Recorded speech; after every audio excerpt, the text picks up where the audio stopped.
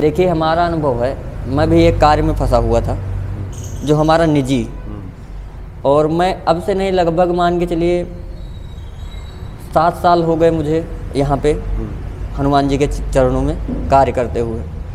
लेकिन हमारा जो है कार्य घर पे रुका हुआ था गांव में, और मैंने एक दिन ही हनुमान जी की हाथ जोड़ के सिर्फ प्रार्थना की है अपने भाव से कि भगवान ऐसे हम आपके चरणों में पड़े हैं और हमारे साथ ये क्या हो रहा है।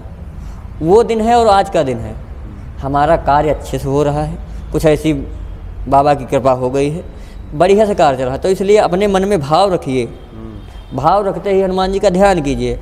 कुछ न कर सकें न सुंदरकांड का पाठ करें, आप राम नाम का पाठ कर लें, वो भी न कर पाएँ, हनुमान चालीसा तो आती है, उससे करिए। कुछ भी नहीं आता, पवन तनय संकट हरण मंगल मूरत रूप और राम लखन सीता सहित हृदय वसो सुरभूप, इतना ही कर लीजिए, वो उसी से प्रसन्न हो जाएंगे। कुछ नहीं चाहिए। नहीं आप फूल माला खरीद पा रहे हैं तो पीपल के पत्ते लीजिए, उस पर राम नाम की माला लगा के नाम लिख के रोली से या चंदन से और हनुमान जी को पहना दीजिए, प्रसन्न होंगे। और आराम से आप पूजा करिए भाव से, जितना ही भाव आप में होगा। भाव के भूखे हैं भोलेनाथ, कोई भी देवता हो वो भाव का भूखा है।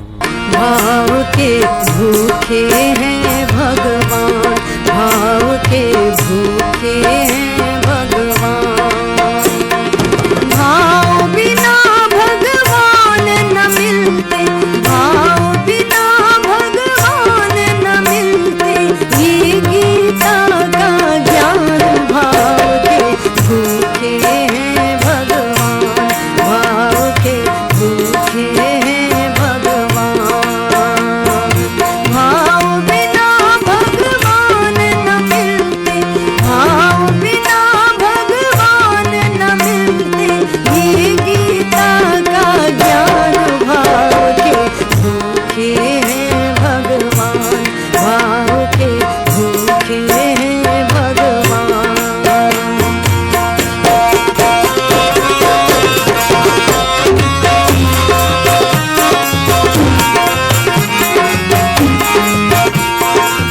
जय सिया राम। सब सुख लहे तुम्हारी सरना, तुम रक्षक काहू को डरना। हनुमान जी अगर प्रसन्न हो जाएं तो मनुष्य की समस्त मनोकामनाएं पूर्ण हो जाती हैं, सभी संकटों का नाश हो जाता है। और हनुमान जी की महिमा जानने के क्रम में इस वक्त हम नागद्वार जो मंदिर है भगवान शिव का, और यहाँ हनुमान जी साक्षात विराजमान हैं, यहाँ उपस्थित हैं। और हमारे सामने कुछ पंडित जी हैं जो कि हनुमान जी की महिमा आपको बताएंगे। स्वागत है आपका पंडित जी। जय सिया राम। जय सिया राम। अच्छा पंडित जी, आपका संबंध तो अयोध्या से भी है जी, और जहाँ पे जिनके आराध्य हनुमान जी के भगवान श्री राम की पवित्र नगरी है जी। क्या हनुमान जी की पूजा आराधना भक्त करें तो क्या सब संभव हो जाता है? जी बिल्कुल। अतुलित बलधामं हेमशैलाभदेहं दनुजवन कुशानं ज्ञाननामग्रगण्यं सकलगुणनिधानं वानराणामधीशं रघुपतिप्रियभक्तं वातजातं नमामि। जो व्यक्ति हनुमान जी को पाना चाहता है, सर्वप्रथम उसे भगवान श्री राम के चरण को ग्रहण करना होगा, और जैसे ही वो हनुमान जी को पाने की कृपा पाएगा तुरंत उस पर कृपा बालाजी की होगी। बस इतना ही मैं कहना चाहता हूँ सभी भक्तजनों से कि न मंदिर पहुँचे तो कम से कम अपने घर के मंदिर में बैठ के भगवान का पूजन करें, हनुमान जी की आराधना करें, भगवान भोलेनाथ का आराधना करें। अगर नहीं है आपके 2 मिनट का समय तो उसमें भी आपका पाठ पूर्ण होगा, आप पे कृपा होगी।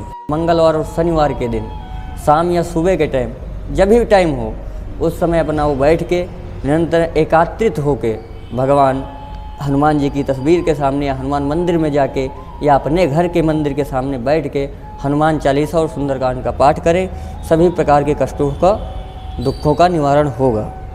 अच्छा, जब बहुत सारे लोग पंडित जी हनुमान चालीसा या सुंदरकांड का जब पाठ करते हैं, जी जी, बहुत से लोगों को विधि का पता नहीं होता, वो जानना चाहते हैं कि किस प्रकार से इस प्रक्रिया को हम आगे बढ़ाएं, क्या विधि होगी उसकी? देखिए हनुमान जी की विधि है, पहले तो आप जो है संकल्प लें कि हम हनुमान जी को इस कार्य के लिए इस समस्या के लिए हम आपकी पूजा कर रहे हैं, आपकी प्रार्थना कर रहे हैं। यानी हनुमान जी के सामने पहले बैठ जाए। बैठ जाइए, एकात्रिक होकर शुद्ध, बिल्कुल शुद्ध अंतःकरण से बैठ जाइए। आप आसन पे बैठिए, एक जल का पात्र लोटा ले लीजिए या गिलास में ले लीजिए, एक चम्मच, और पवित्रीकरण करने के बाद देसी घी का एक छोटा सा दीपक जलाएं और कुछ पुष्प या माला लेके भगवान को, हनुमान जी को चढ़ाएं, या लाल सिंदूर, पीला सिंदूर, जो भी आपके पास उपस्थित हो। भगवान आपके भाव के भूखे हैं। आपके अंदर जितना भाव रहेगा उतना ही भगवान आप पे, बालाजी महाराज प्रसन्न होंगे, कृपा करेंगे। ठीक है, तो अपना लेके उसके बाद आप सुंदरकांड या हनुमान चालीसा या बजरंग बाण का पाठ कर सकते हैं।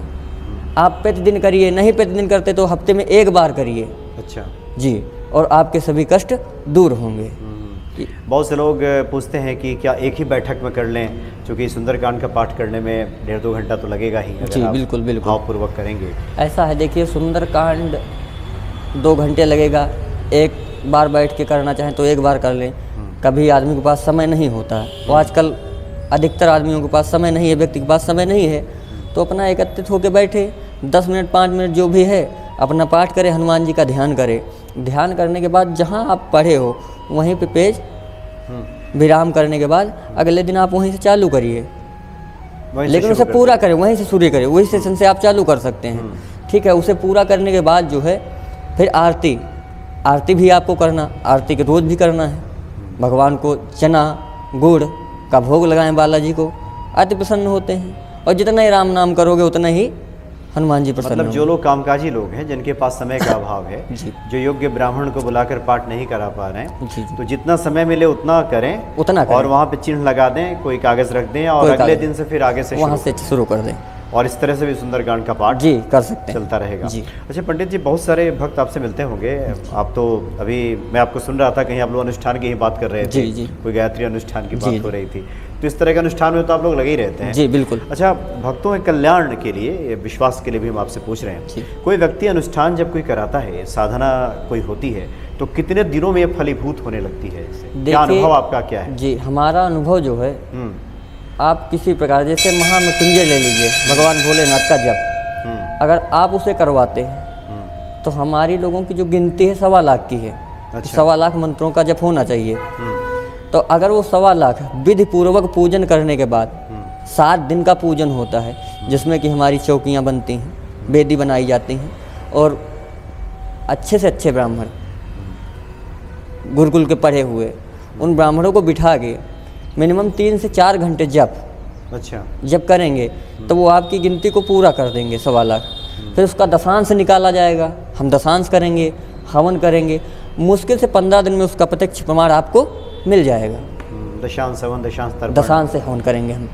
हवन में परिवार सहित बैठना है, शुद्धि से होना है, और उसका जिस कार्य के लिए हम कर रहे हैं, जिस कार्य के लिए संकल्प लिया है, 15 दिन के अंदर प्रमाण ले लीजिए।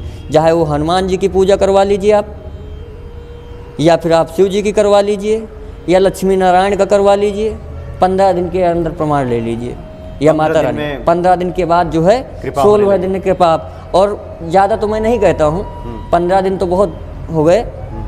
संकल्प होने के बाद 2 दिन बाद ही आपको पता चल जाएगा कि पूजा समय क्या लाभ है। अच्छा जी, मतलब कुछ ऐसा एहसास हो जाता है। अच्छा जी, अंदर शुभ भाव हो जाता है, पैदा होने लगता है। अंदर अनेक भाव हो जाते हैं। फिर हमारा मन लगता है, काम में मन लगेगा, अपने बिजनेस में मन लगेगा, या हम जो भी कार्य करते हैं उसमें हमारा मन लगेगा, और हम आर्थिक करते जाएंगे उसे। हमारे बच्चों का मन लगेगा। देखिए, पूजा पाठ से ही अब हम आजकल क्या कर रहे हैं, अपने बच्चों को तो बता नहीं पा रहे हैं, बच्चों को नहीं दे पा रहे शिक्षा। मंदिर में अभी एक भक्त आए, लोटा लेके जल, पंडित जी शिव जी कौन है? ये रहे शिव जी, जल चढ़ा दीजिए बेटा। कौन से किस पे जल चढ़ाना है? तो शिव जी को नहीं जान रहे थे। अब ये देखिए, पहले हमारे हिंदू भाइयों के, हम तो माता पिता को सबसे बड़ा वो दोष देते हैं जो अपने सनातन धर्म को नहीं बता पाता कि हमारे ये सनातन धर्म के प्रभु हैं, जिसने कुछ ऐसे भी भक्त हैं जिन्होंने सुना होगा कहीं से कि भगवान शिव की महिमा है और संकट है तो आए होंगे जी। तो वो पूछ रहे थे कि भगवान शिवलिंग पे चढ़ाएं कि भगवान शिव के प्रतिमा पे ही चढ़ा दें। तो वो मैंने कहा कि आप शिवलिंग पे चढ़ाइए। अब लेकिन अब वो शिवलिंग एक है, काफ़ी लोग चढ़ा भी रहे थे जल, उन्हें नहीं पता है। लेकिन ये हमारी नहीं, ये हमारे माता पिता की देन है। उन्हें बताना चाहिए कि भैया, बच्चों से बताना चाहिए कि ये भगवान हैं, इनकी हम पूजा करते हैं, हमारे आराध्य हैं। इनकी हमें पूजा करनी चाहिए। या कई बार ऐसा भी भाव होता है कि पंडित जी के मुख से बात निकलेगी तो शायद ईश्वर जी उसमें ऐसा है कि पंडित जी ही नहीं, मैं तो ये मानता हूँ कि भगवान की कुछ दया दृष्टि ऐसी होती है कि आदमी कितना भी झूठ बोल ले, लेकिन दिन में एक बार उसके मुख में सरस्वती विराजमान होती है, और वो कब निकल जाए आपके मुंह से शब्द, इसलिए अच्छा ही बोलना चाहिए। इसलिए सदैव जो है अच्छा ही बोलना चाहिए, किसी को गलत नहीं बोलना चाहिए।